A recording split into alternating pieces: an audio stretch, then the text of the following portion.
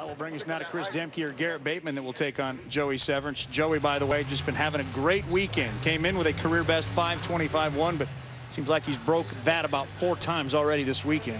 Got a very solid race car, no question about it. I talked to him a little bit earlier in the pits. I said, you know, I hear that you guys have been experimenting with some top secret stuff. And he kind of smirked a little bit. He said, who, us? I said, come on. They actually do run a little bit different clutch than a lot of the cars. It's a 9-inch east-west style clutch. Most of the guys run a unit that's a little bit bigger, but that certainly isn't magic. They've been running that clutch combination for a long time. They certainly have something going on. And whatever they are doing, they are certainly hitting upon it. As has been Chris Demke and his team. They've been pretty solid all season long. Of course, reminding everybody this is the year that Jim Whiteley, who's been the terror of the class for the last couple of years, and Frank Manzo over an alcohol funny car have both stepped away, and that's kept things very wide open late into the summer here in the national points. Demke is in good shape if he can win this race.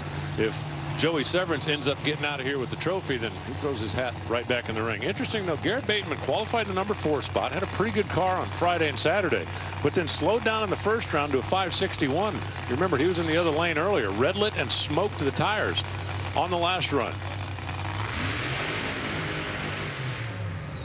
So Bateman's going to try to keep Demke from adding any more points to his scorecard. Joey's already waiting on the other side, so we could have 1 and 2 in the points. Joey right now is a Garret Bateman fan. It's so much fun to be a drag racing fan because you watch and go, okay, I want this guy to win. Okay, now I want him to lose. Okay, now I need him to beat him. You don't usually decides that. Your own personal agenda.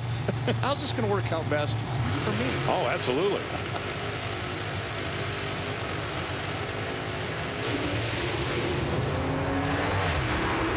Boy, Chris Demke has a strong race car this weekend. Heard a pop. And it was Demke's car. Look at the supercharger on top of his car. She goes 526. Only 269 miles an hour. So that's the best run that Demke has made all weekend. They've been sneaking up performance-wise. Watch it again from all the way down at the end of the racetrack. Garret Bateman came back after smoking the tires, made a respectable 532.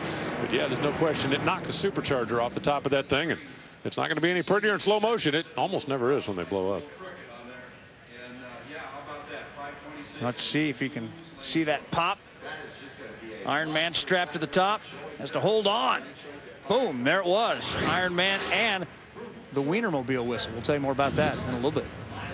Joey Severance watching that, saw Demke with a problem there. No problems at all for you at 525.